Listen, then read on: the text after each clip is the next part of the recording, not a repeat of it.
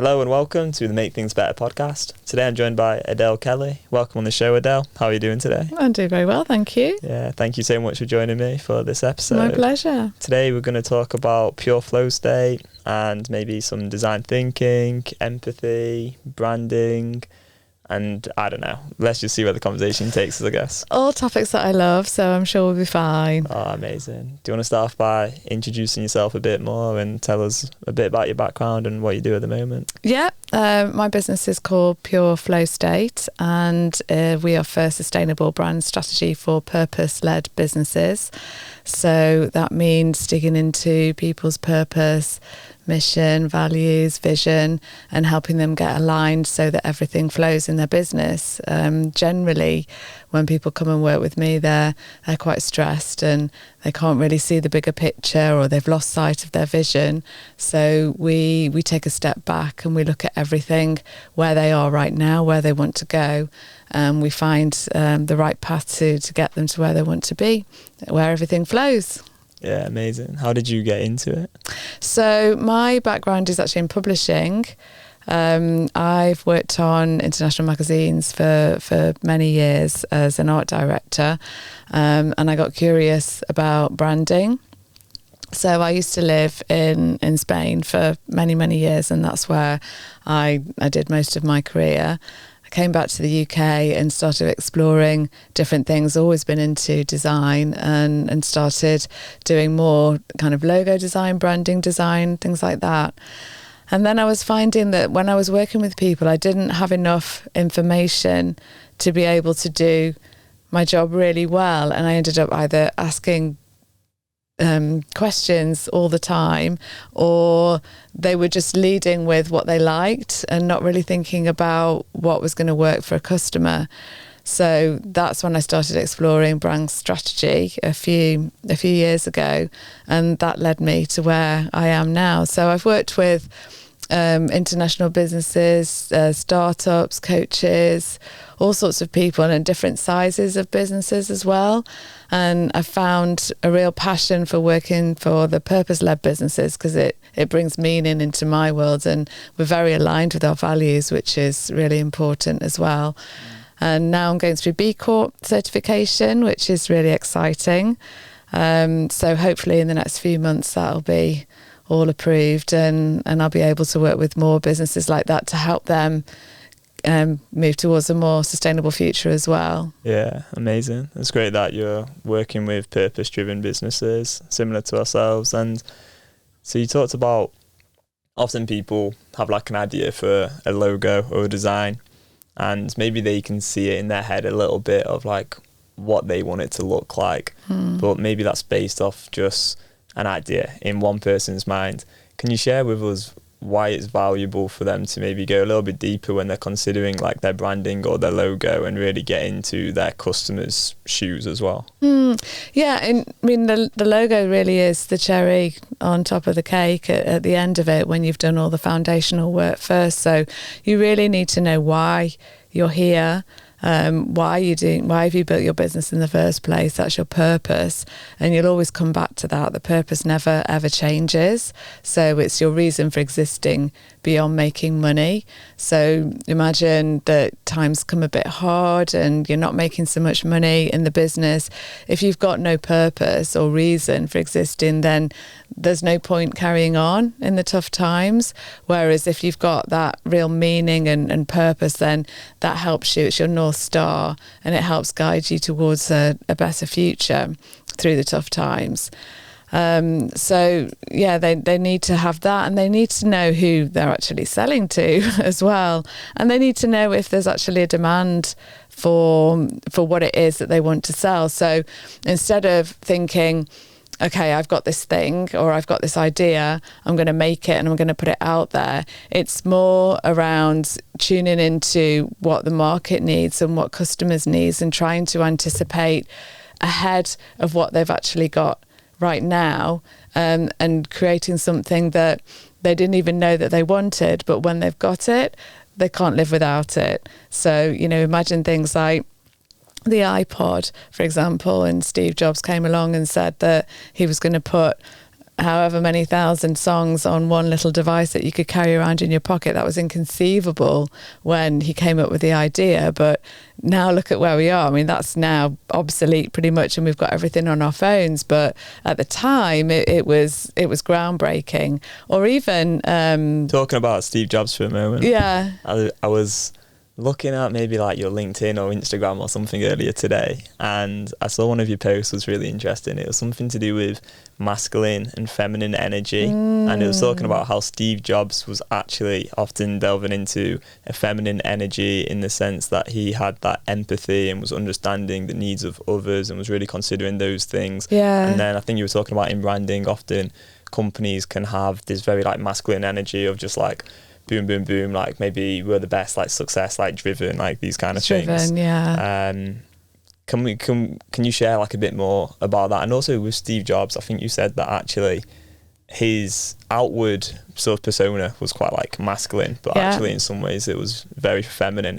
I've never heard of this like feminine, masculine energy at all, like in this context. It's not about gender, so it's not about men and women. It's about the energies that are typical traits of either men or women, but anybody can embody them.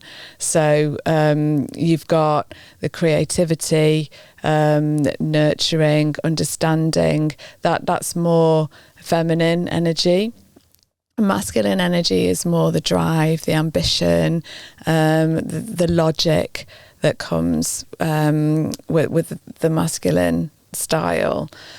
So you need both. A business is not going to be built on just creativity. You've got to have that logic and drive to move it forward as well. But bringing in more of the feminine energy means that you bring in more understanding, and that's one of the pillars of design thinking as well, where you really go out and understand what people need and what they actually want before you start creating or prototyping or building anything. And it's a question of talking to people. Just talk to as many people as you can. And yes, Steve Jobs had a terrible reputation for being arrogant and absolute despot and probably not a nice person to be around, but his creativity was off the scale, and that's a more feminine energy side to him that put him where he was. Perhaps he could have, if he'd have toned down the arrogance, he probably would have been a more popular guy, but at the end of the day he was extremely successful and he changed many people's lives. Yeah, and that was through him tapping into that empathy and talking with people and understanding their needs. And do you think some brands could do with doing that more? Yeah, I mean, definitely.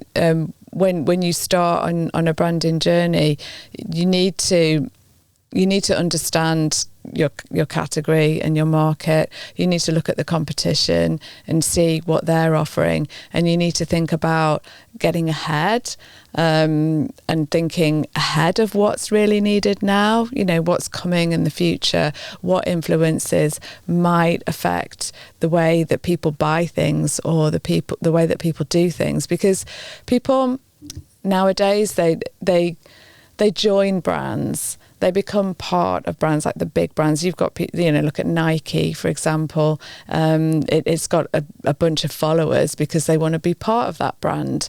It's not just a transaction where they buy a pair of trainers and then they go running in them. It's the whole feeling that those particular trainers give them. And that's created through the brand messaging, the way people are made to feel when they engage with the brand, and that's really important. It's not a clean cut kind of, this is what we've got, do you want it? It's, this is what we've got, and this is going to change your life in so many ways if you become part of it. So once you've got one product, you know how that makes you feel, you want to buy another one, and you keep going back for more. So that's where you've got the trust and loyalty that keeps people coming. Yeah. And I read Shoe Dog last year by it's fantastic. By the founder of Nike, and I found that really inspiring. And they started out with the founder, he wanted to create this vision, this world where anybody could be a runner without being an athlete. And it's really inspirational how actually he encouraged so many people to like take up jogging when back then in like America in like the 60s or whenever it wasn't actually that popular a thing. And that was quite interesting to me because it's like he started off first with like his vision for a world that he wanted to see, and that was all about like tapping into like a purpose really. And then it's like the brand kind of came second through him traveling and then going to like Greece, and then I think that's where he got this idea of Nike and the logo itself. Actually, I think they said that was like basically they paid someone barely any money at all, right? I feel really sorry for the woman who did create that logo because she was barely paid anything.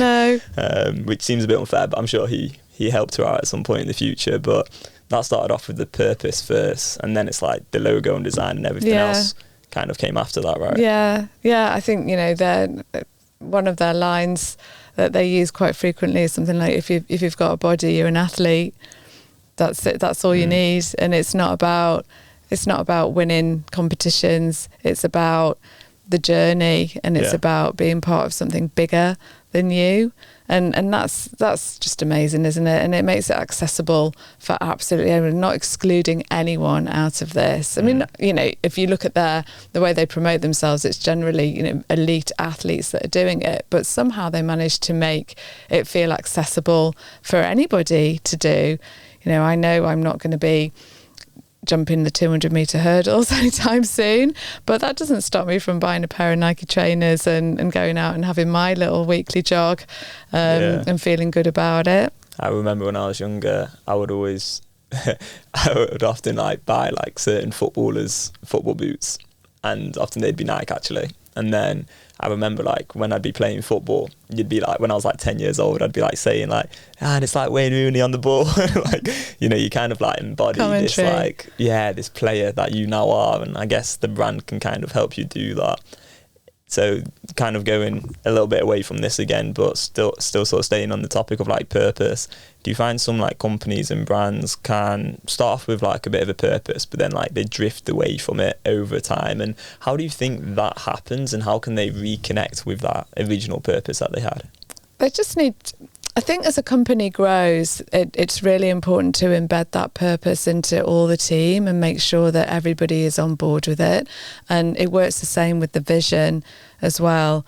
It doesn't belong in the C-suite. It belongs, every single member of the team needs to be fully on board with that and be able to appreciate it. You know, you've got the example of NASA, and even down to the caretaker or janitor. If they asked what the vision of NASA was, it was to put a man on the moon, and even he knew that.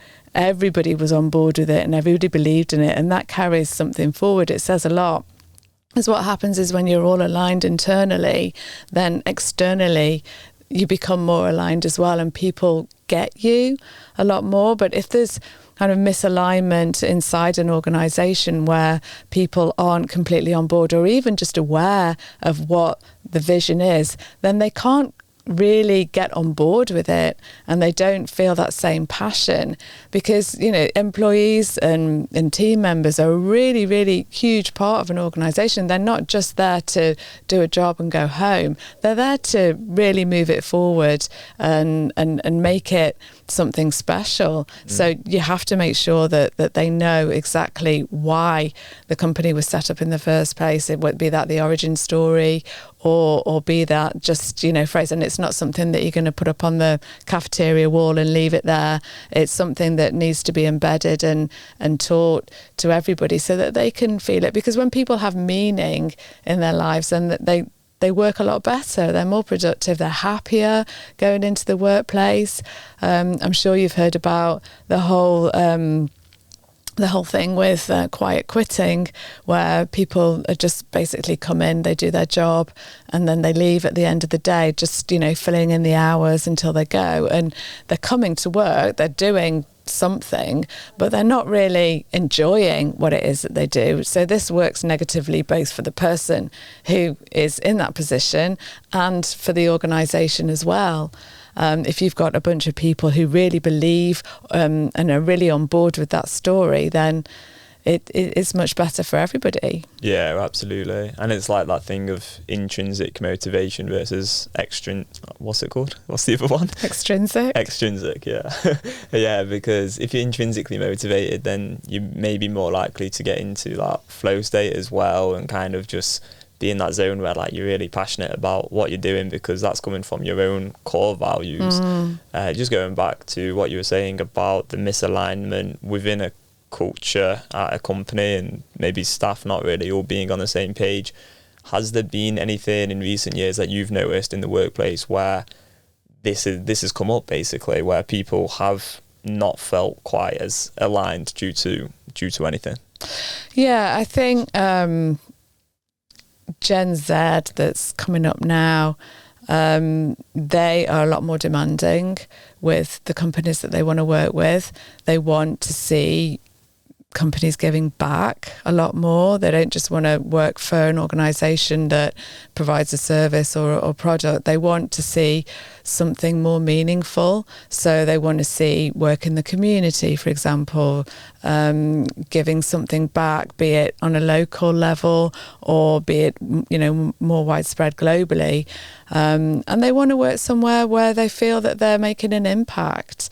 There's definitely, and I wouldn't even... you could label it as a trend, but I think it's more of a movement that's here to stay, really, because, we've messed up the planet. Yeah. It's quite clear. And even if it's a small contribution, then everything is makes a difference, and people are much more demanding. They want to see companies take note and think about their carbon footprint. They want to look at suppliers, like who are you working with? How are you treating your staff? What are you giving back to the community? And I think that builds organisations where people are happier and they're generally more prosperous and profitable. I don't have specific stats on it, but I'm sure you could find some. Yeah. What do you think's led to Gen Z being more demanding? That's an interesting one. I've got Gen Zers in my household, so I see that. I think they're just much more aware, and they're not willing to accept the status quo, and they want change, and they're happy to lead that change. And I see that they're very sensitive to what's happening globally rather than just what's happening in their own household. And these are things that are important to them. So they understand that they're part of something bigger, whereas perhaps like other generations have been more kind of focused on the inside, focused on themselves and what they're going to get out of something. I've seen a shift with Gen Z that they're more open and they're more conscious of everything that's happening now in the world. Do you think part of it is because the situation globally is so bad in many ways as well? Yeah, it's time to take action, isn't it? And because they've grown up with it, they've grown up in a digital age. They have information at their fingertips, which is something that older generations don't so much. Older generations, we've integrated it into our lives because we've had to, but they've actually grown up with it and even developed it to an extent. So it's a different relationship that they have with tech and information that's available to them. And don't get me wrong, there are negative sides to that as well. I see teenagers suffering with things that just aren't a question for my generation, for example.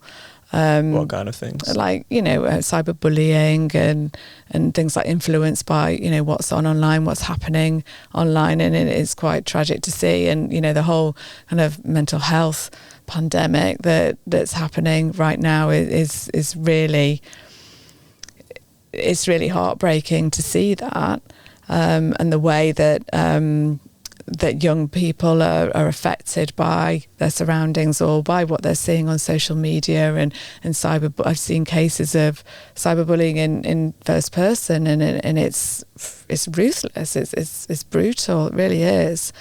And it's quite, I don't know if you find this, but, you know, when you've got your phone and no matter where you are, it's with you. And if you're in your home and something negative comes up that's directed towards you on your phone, it's very invasive, even though it is an inanimate object that is completely separate to you. If it's actually coming into your home and your own environment, it's quite violent, really. That's true. And for some people nowadays, I suppose they don't have any escape from that. If they are using their phone and maybe they're getting bullied at school, and then they have to take that bullying home with them, and then there's like no real escape, and they may feel like they sort of have to be on their phone, which is understandable because everyone is on their phone nowadays. Everyone's on their phone, and just cast your mind back to 2-3 years ago when we were in the middle of a pandemic. That was their only connection with the outside world. They had no other, they couldn't see people, they weren't going into school, they weren't socialising on a, one-to-one level or in groups or anything like that. They couldn't even go outside and meet their friends. So that was their connection, which was an amazing tool at the time because it meant that they could still stay connected with people without actually having to see them. But at the same time, it becomes their world, and it's very easy to get absorbed into that and A, believe everything that you see on it, and B, get drawn into it and addicted almost. Yeah. And in terms of the branding work, this is kind of on a different note again, but in a way, with people being more aware of companies and their values, and with social media, perhaps that plays a part in why Gen Z are more demanding, because they have more awareness that, oh, actually, this company aren't doing very good things because I've heard about this on social media. And then they can also compare that to like 1,000 other alternative companies that are doing really good stuff. Whereas in the past, it's like you wouldn't have anywhere near as much information about what companies are doing. So you just wouldn't know what's good and what's bad, really. Exactly. No, that's exactly the point. And it's good that, we're finding out more about businesses and what it is that they're doing and about their values and ethics and things like that. And I've seen that people are nowadays moving towards paying a little bit more and knowing that, that everything is sustainably sourced, or to a degree, as far as they can. People are opting to use less plastic if they can because of that awareness. And it is coming at a cost, and it's not accessible to everybody.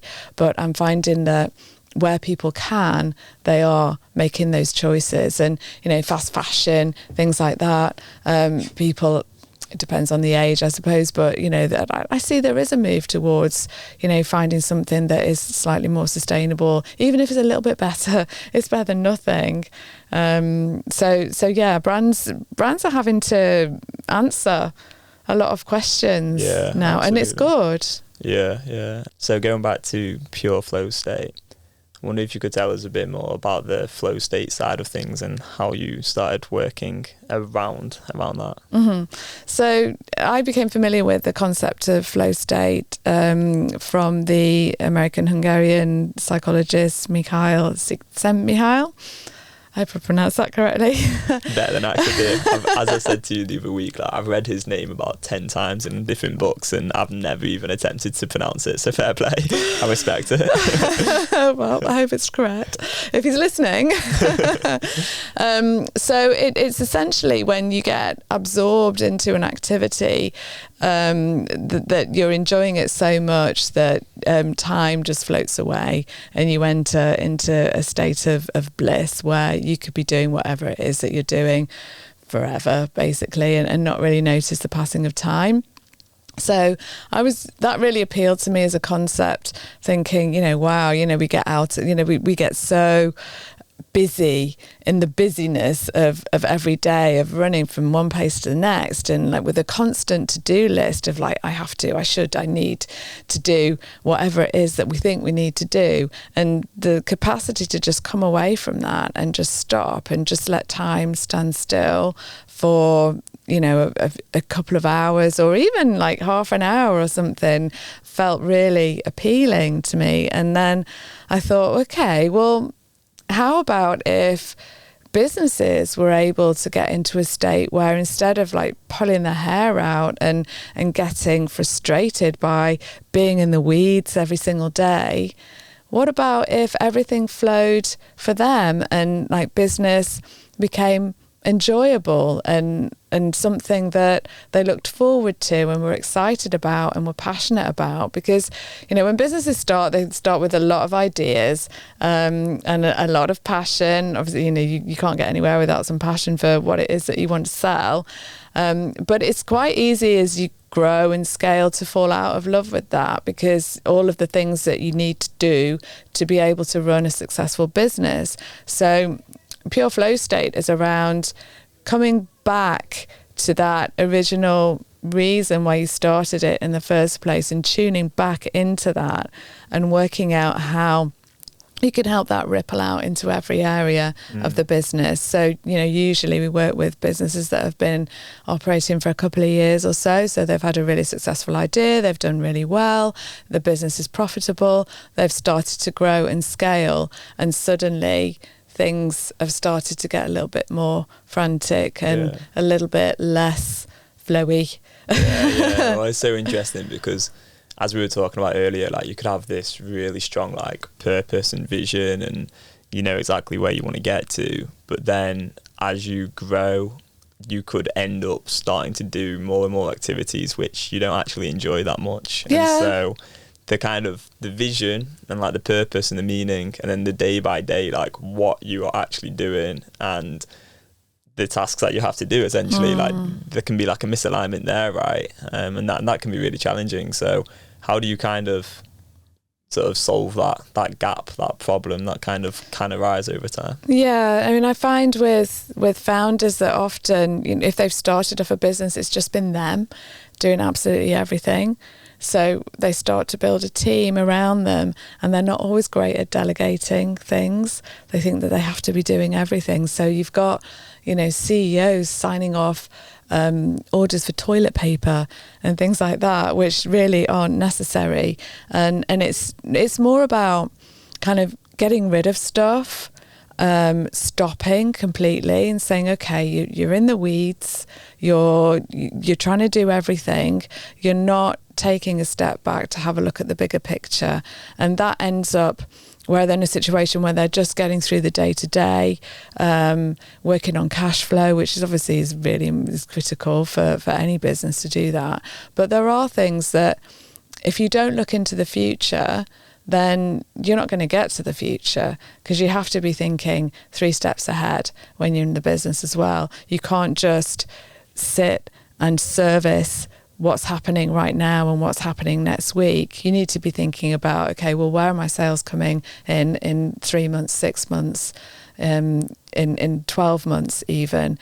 What do I need to be doing now to be able to make sure that the business is sustainable and profitable in 12 months' time, especially when you're introducing new members of the team, because you have a commitment to them to keep paying them and give them a job and make them part of something with meaning. So that's what we would generally do. We would generally just advise them to stop, and then we'll take a view of the bigger picture. We'll have a look at exactly what's happening. We'll do what we call a brand review.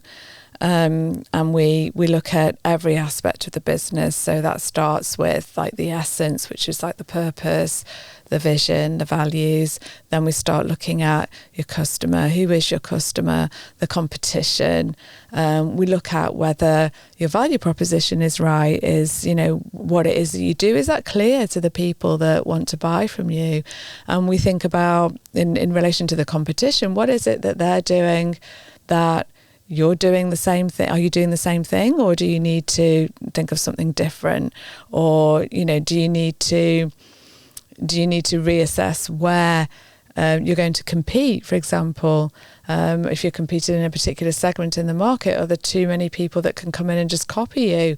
You need to find something that is uncopyable and it's going to put you in a different position. Because I suppose, in a way, humans are driven by habit, and a lot goes on in the subconscious. So as a business that's growing, it's quite easy to just fall into the habit of doing the same sort of tasks each day. And it may be like working with existing clients, making sure that the current leads are sort of going on well, and you've got like all these different things in place and these systems and processes. But then, because that becomes such a habit over time, it can be quite easy to like forget to zoom out and go, okay, actually, where are we heading in a year or 2 years or Yeah. whatever it is. So that's very, very easy to fall into that trap. And I can definitely see how time, makes a big difference here, because habits are formed over time. And so after a few years, you're probably more likely to fall into this habit of just doing like the day to day rather than zooming out again and going, okay, what do we need to do in the future, right? Exactly, yeah. And if you just sit there, and even though the business is profitable and doing well, if you sit there and rest on your laurels and just continue doing what it is that you're doing every day without thinking about the future and where things are going to move globally, where things are going to move in the category, what are the influences coming in that could affect the work that you're doing now and the needs of the market, then you risk becoming irrelevant. You need to be acting before the changes come in. It's too late if you're reactive. You need to act ahead of when the changes are going to come in, and that takes a lot of insight, and to do that you need to step back and take time out. And if you've got a CEO founder who is busy in the day-to-day of the operations, then they don't have that time and space to be able to think big. And that's what they're great at. They're great at coming up with ideas and crazy disruptive ideas, because that's what's got them where they are.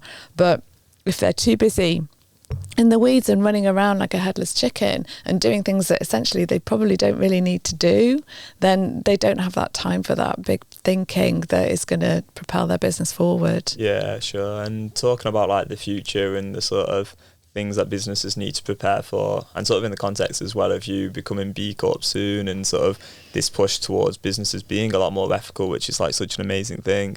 Is there anything that you think businesses in general should look out for? Yeah, I mean, it's not a nice to have anymore. It's a bare minimum, really. A bare minimum with regards to what they have to comply by, and a bare minimum because of people who are going to be purchasing their products and services. So they need to be acting now, really, rather than, well, they should have been acting 3 years ago.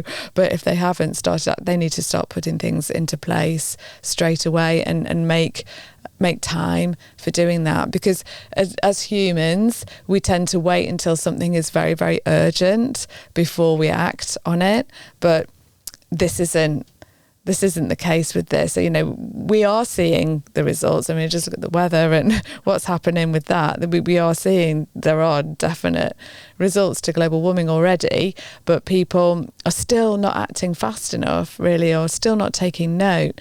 And I think we just have to keep encouraging people and bringing it into our work. It's a responsibility of brands to transmit that to everybody else and make it high on everybody's agenda, because brands influence people so much, and they have a huge responsibility to come in and influence the way that people buy things and people do things. Yeah, absolutely. And I think it's important that more and more like agencies and companies decide, okay, I'm actually only going to work with these kind of suppliers, or I'm only going to partner with these kind of sort of companies or other agencies, because like what you do, you choose to work with purpose-driven companies and agencies, and I think that's really, really important, because it hopefully will get to a point where it's actually really hard for the companies that are unethical in one way or another to survive. Whereas in the past there hasn't been anywhere near as much like pressure on them, so they can get away with just like focusing on the bottom line and money. I mean, I think cost comes into it a lot as well. So when consumers are faced with a choice, a couple of years ago or 5 years ago, then they would have said, well, that's cheaper, I'm just going to buy that one. So when you've got the brands that are selling things at a lower cost, starting to change their way of thinking, then that's making it more accessible to everybody, as long as they're doing it correctly and authentically, which hasn't always happened either. I think in a way, well, not even in a way, I just straight up think that like the government should intervene more and maybe put more taxes on maybe companies that are selling products that aren't produced ethically or something like that, because realistically, people nowadays don't have a lot of money. They just don't. And so if I'm in a shop, I'm going to probably pick the cheapest thing, if I'm truly honest with you. Look, I wish I had the luxury always to pick the more expensive thing, and sometimes I can. And like at Hive, we would, we ordered some hoodies the other day, and like they're super sustainable. And we've done all our research into that and everything else. But just me as like an individual, I probably am more likely to pick the cheaper thing if it's like only a couple of pounds or whatever, And I think there is something there to be said that if the government could intervene and actually drop the prices of the more ethically produced things and maybe put taxes on stuff that's lower. Exactly, Because the average consumer, I don't think, is going to be able to actually purchase the more expensive thing, or maybe they're just not going to choose yet, and maybe there should also be more pressure. And they don't feel the urgency. That's the problem. If they were made to feel that this is not an option, or the alternative option was removed for them, even, then they wouldn't be making that choice. And it does come down to cost a lot of the time, especially when you're talking about commodities. Going to buy food, for example, is something an apple's an apple at the end of the day. If it comes in plastic packaging, it's still an apple. It's not good that it's got all that plastic. But if it's half the price of buying it organic or more convenient. Like I just think about before this podcast, like I actually have taken away something very valuable just from this last 5 minutes of this chat, because I actually do need to question my own buying preferences a bit more, because I definitely could do better, and it does come down to consumers as well. I mean, you can look at the macro and think government should intervene more, but also there is a lot of responsibility on me. Like before this podcast, I went and bought some pineapple, and that was in one of these little plastic pots, and it's even that, why did I do that? I mean, but then if you deep it as well, it's I could have just bought a pineapple not in some plastic, but how long would that take me to cut up and chop? And then I've got a job and I'm trying to make, I've got to make money and survive as well myself. So it's a complicated one. What's the best approach to that, do you think? Well, I think it comes down to the brand. A lot of supermarkets have stopped using the plastic, and remember all those bags that we used to have, fill up your trolley with these, put your fruit in these bags, put your veg in these bags. They don't exist anymore, really, but still the packaging is there, but there are ways to make that more sustainable. And it probably really wouldn't affect the profit margin of a supermarket that much if they did. It's just convenience. So create a law around it, tax them higher for using those kind of products and packaging, things like that. It's always a joy when you receive something and the company's actually thought about how they're going to package it. I feel a lot better about anything when that's the case. Refillables, things like that. I mean, near to me, there's a place where, because you probably find this as well, there's a lot of stuff I can't recycle from my home.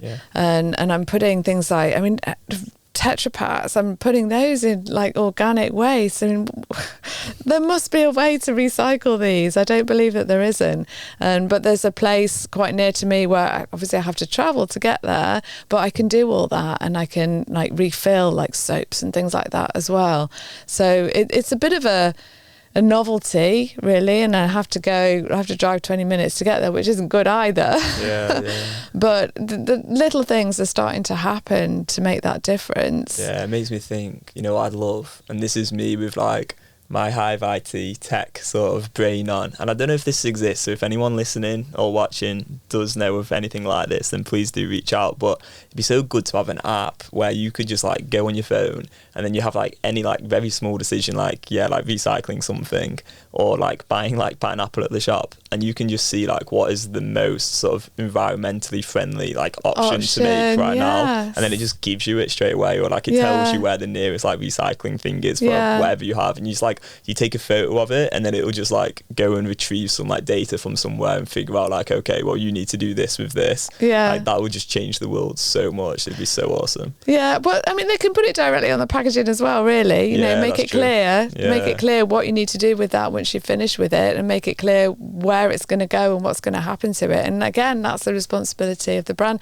There is an app called I think it's called Think Dirty, but might have to check that, where you can check the ingredients on on any product and see how sustainable it is and whether it's good or bad for you and the environment.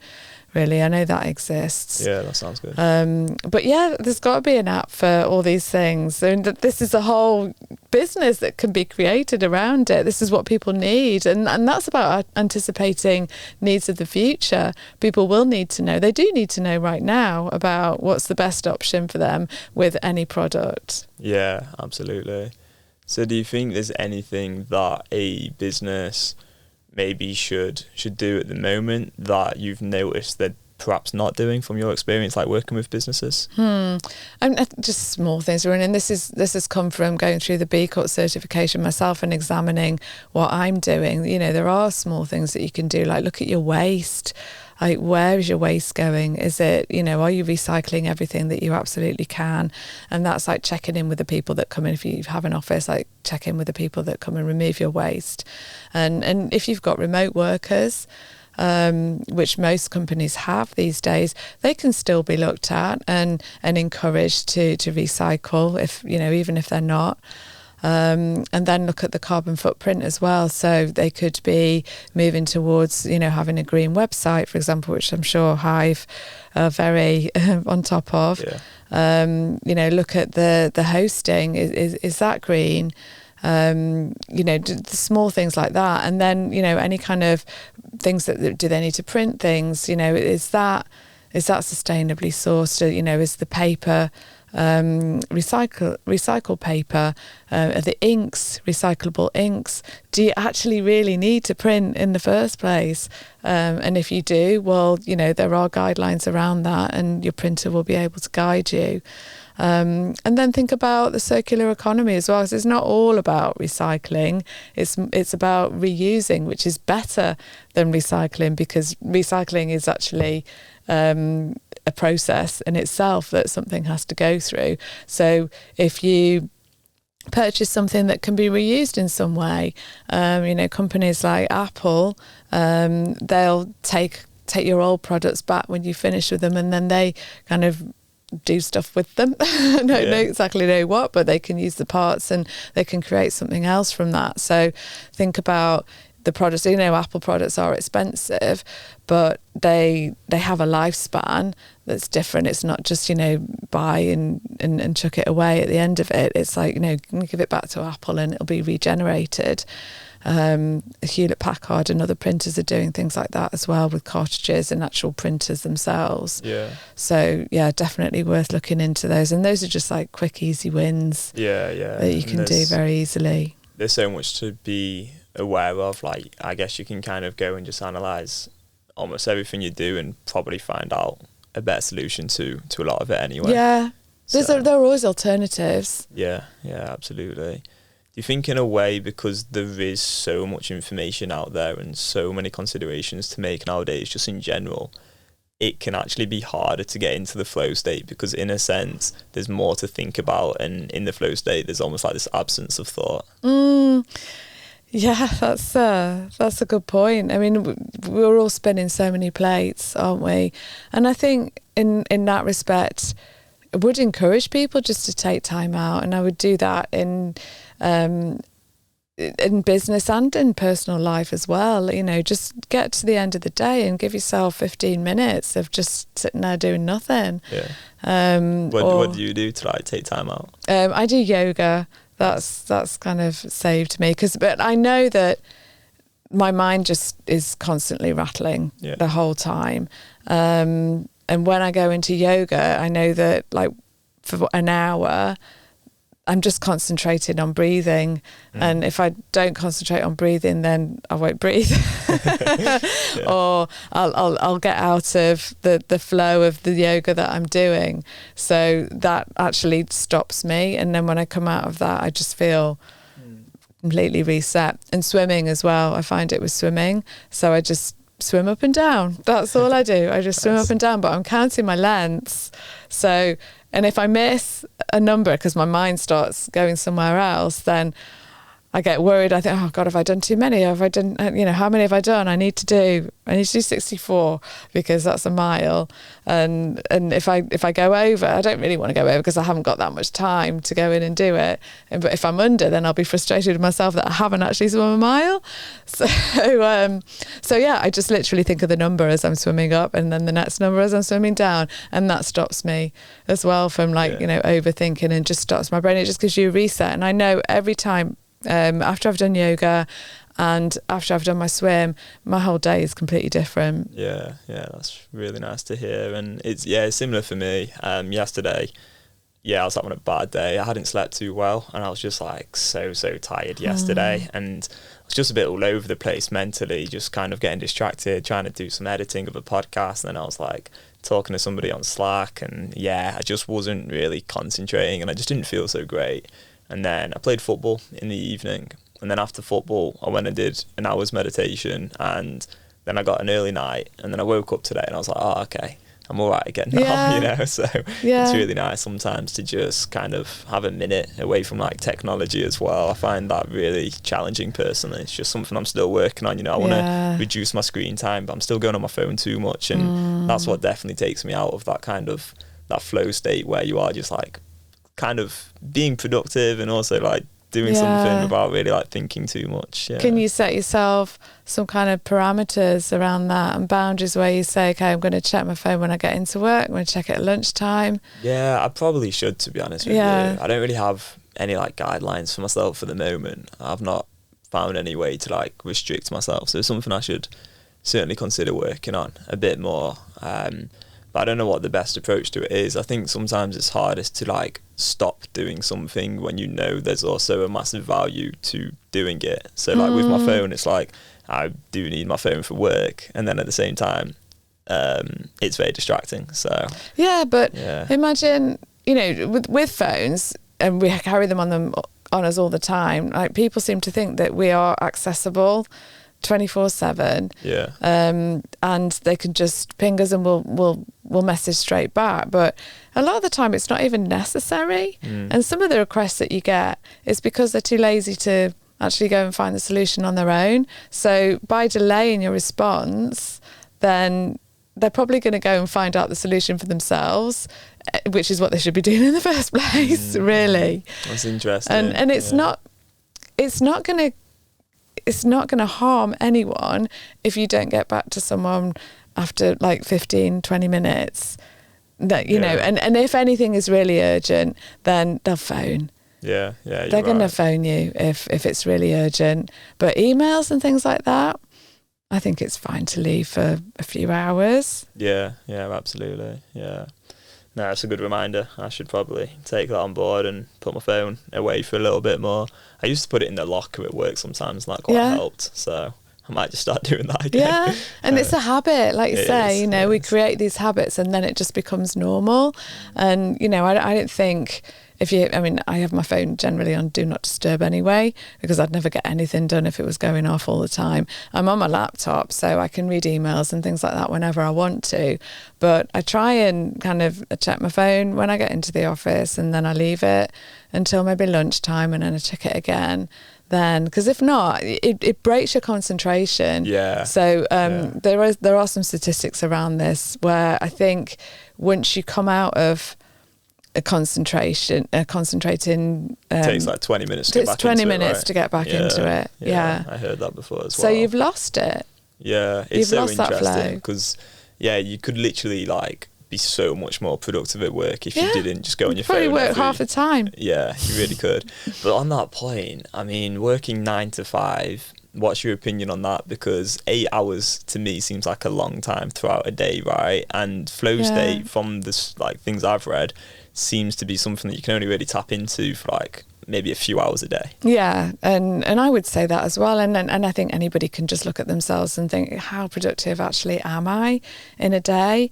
And if you force yourself to sit at a desk for 8 hours, you can guarantee that productive time in that is probably about 3 or 4 at the most, really. So some people do spurts. They do sprints throughout the day, so they'll work for 2 hours, take some time off, and then go back to it for a couple of hours. Pomodoro timer is actually quite useful. I use that quite a lot, which is 25 minutes and then a 5-minute break. And then you do that 3 times, and then it's a 15-minute break after that. So that's another way of doing it, to make sure you get those, and you move as well. Make sure you move. You're not just sat at the desk all the time. A lot of companies are moving to 4-day weeks. Yeah. You said about like 3 or 4 hours of like proper sort of productivity in an 8-hour day. Yeah. Is there an argument for companies to actually like let their staff work for maybe, what that'd be like 4 times 5, like 20 hours a week or something like that? I think we all have lots of different tasks that we need to do. Some of them require more thinking, and some of them require less. So I think it would be a case of kind of organising your day so you have like maybe 3 or 4 hours where you're doing the deep thinking work, and like brain taxing stuff that you need to do. And then for the rest of the time, do things like catching up on emails or more admin based work that doesn't require so much brain power. Yeah. And I think in that respect, you can still kind of like fulfill those hours.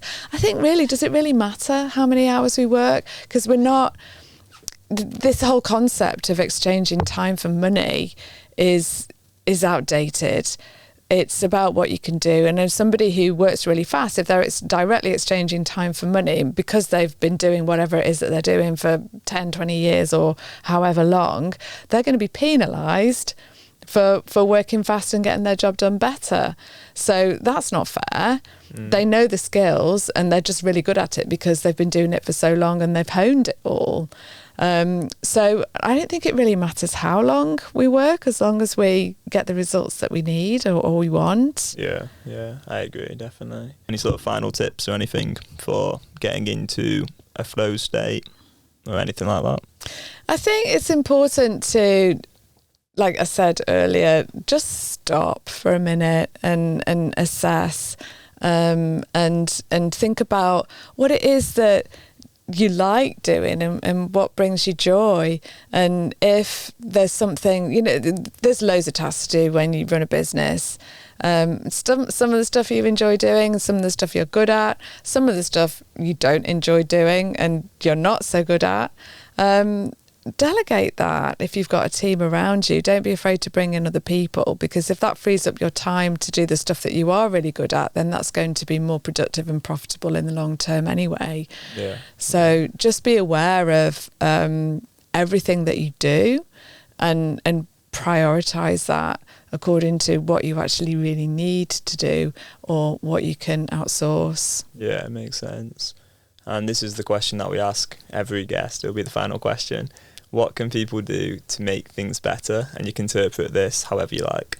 Oh, that's a good question. I mean, my initial thought is just about the planet, make things better. I think be more aware of the things that they can do as an individual to help with like climate change or and also making an impact in a way that, how can they contribute to their local community to help people who are struggling in some way, be that volunteering or spending time with even old people or things like that who are lonely and need some company, that kind of thing. I think whenever we do something that is for the greater good, we feel good ourselves. So it is that kind of ripple effect going out of, I help someone, but I'm also helping myself at the same time. And I think that makes everything better. Yeah, definitely. Yeah, I love that. And where can people find you if they want to get in touch? My website is pureflowstate.com and I'm on LinkedIn, Adele Kelly. Brilliant. Thank you so much for coming on the podcast. I've Thank really you enjoyed for having it. me. Yeah, it's been great. I feel like I've learned a lot. So thanks. Oh, cool. Me too. Oh, brilliant. Okay. And thanks to anyone watching or listening. And I hope you have an amazing rest of your day.